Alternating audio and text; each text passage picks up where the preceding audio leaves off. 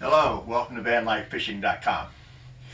I recently posted a picture of the layout of this van that's taped on the floor.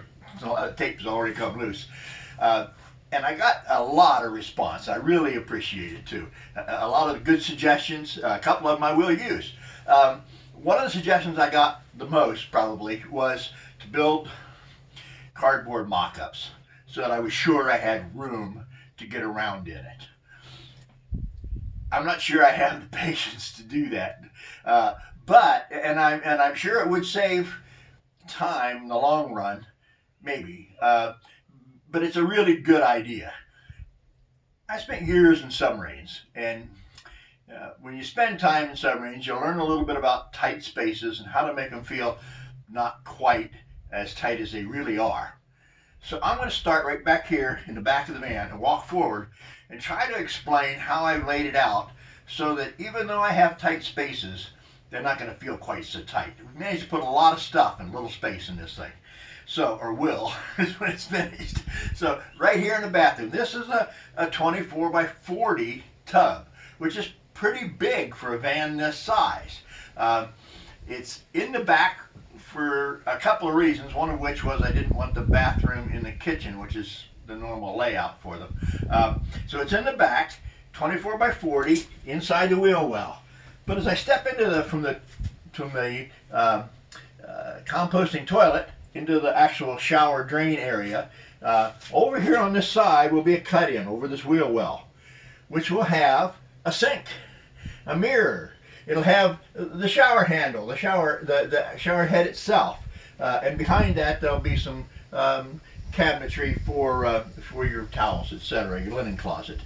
So it will not feel, actually it won't be as small here as it is back here, but it'll feel much larger than most 24 by 40 showers do.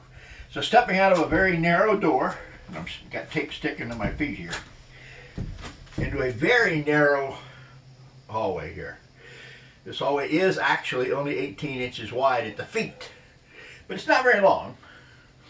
You have a full wall here of cabinets, which will be clothing and batteries, etc., on the bottom. But on this side is the bed.